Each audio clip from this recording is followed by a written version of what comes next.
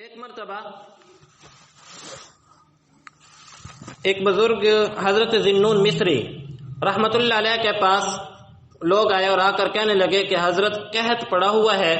کئی دنوں سے رحمت کی بارش نہیں برس رہی، آپ اللہ سے دعا کر دیجئے کہ اللہ اپنی رحمت کی بارش برسا دے۔ جب یہ بات کی تو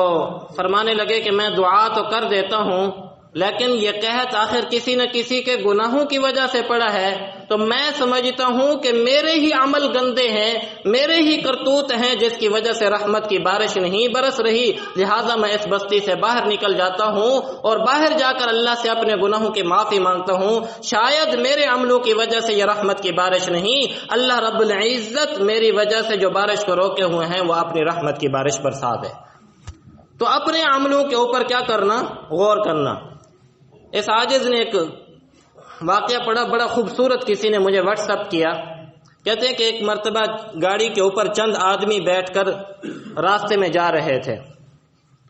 تو راستے میں گاڑی کے ڈرائیور نے کہا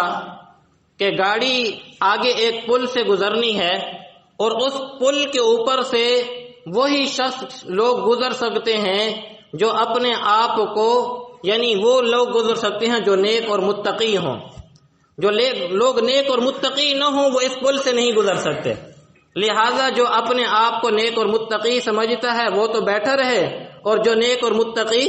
اپنے آپ کو نہیں سمجھتا وہ گاڑی سے نیچے اتر جائے۔ اب اللہ کی شان کہ باقی سب بیٹھے رہے، ایک کوئی صوفی سا سیدھا سادہ سا آدمی بیٹھا ہوا تھا، وہ بیچارہ نیچے اتر گیا۔ اب ڈرائیور بھی نیچے اتر گیا، انہوں نے کہا بھئی چلیں آپ لوگ آگے چلے جائیں، تو ہم گناہ گار ہیں، ہم پیچھے ہی رہ جاتے ہیں۔ تو اب وہ نیچے اتر گیا، انہوں نے گاڑی سٹارٹ کی، آگے چل پڑے۔ جب پل کے اوپر پہنچے تو وہ سب کے سب نیچے گرے اور سب کے سب ختم ہو گئے۔ اب یہ دو آدمی اللہ سے معافی مانگی اور معافی مانگ کے آگے چلے، اللہ رب العزت نے انہیں پل سے پار کر دیا۔ واقعہ لکھنے کے بعد کہتا ہے مصنف کہ یہ بات اصل میں ہمارے اوپر ہے کہ ہر شخص یہ سمجھے کہ میں گناہ گار ہوں، جب اپنے آپ کو گناہ گار سمجھ کے اللہ سے معافی مانگے گا تو اللہ رب العزت اس حالات کے پل سے بھی اس کو اسی طرح باہر نکال دیں گے۔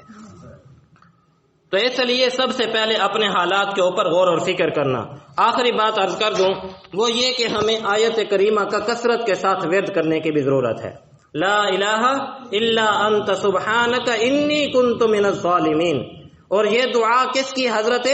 یونس علیہ السلام کی، کہ جب حضرت یونس علیہ السلام مچھلی کے پیٹ میں چلے گئے، اب دیکھیے ایک زندہ آدمی تاریکیوں میں چلا جائے، اندھیروں میں چلا جائے، پریشانی کے حالات سے دو چار ہو، گھٹن کا ماحول ہو، اور پھر اس حال کے اندر وہ لا الہ الا انت سبحانک انی کنت من الظالمین کا ورد کر رہے ہیں۔ اللہ نے فرمایا کہ انہوں نے یہ تسبیح کی، فاستجبنا لہ فنجیناہ من الغم، ہم نے ان کی اس تسبیح کو قبول فرما کر انہیں اس غم سے، اس اندھیرے سے، اس تاریکی سے، اس روشنی کے، اس پریشانی سے نکال کر ہم انہیں روشنی کے اندر، راحت کے اندر، سکون کے اندر لے آئے۔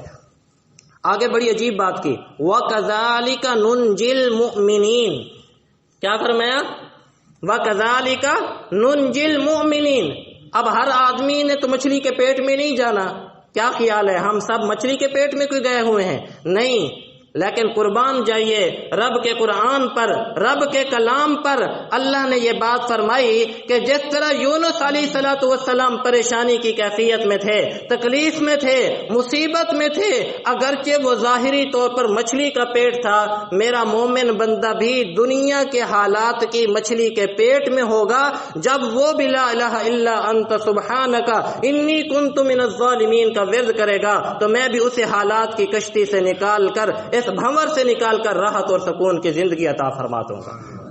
تو ہمیں بھی چاہیے کہ یہ تین باتوں کا اہتمام کریں، ایک تو مایوسی ختم کریں، دوسرا اپنے حالات کا جائزہ لیں، تیسرا لا الہ الا انت سبحانک انی کنت من الظالمین کا ورد کریں۔ امید ہے کہ ان ہمارے اعمال کی وجہ سے اللہ رب العزت ہمارے حالات کو بدل دیں گے۔ دعا ہے اللہ ہم سب کو سمجھنے اور عمل کی توفیق نصیب فرمائے۔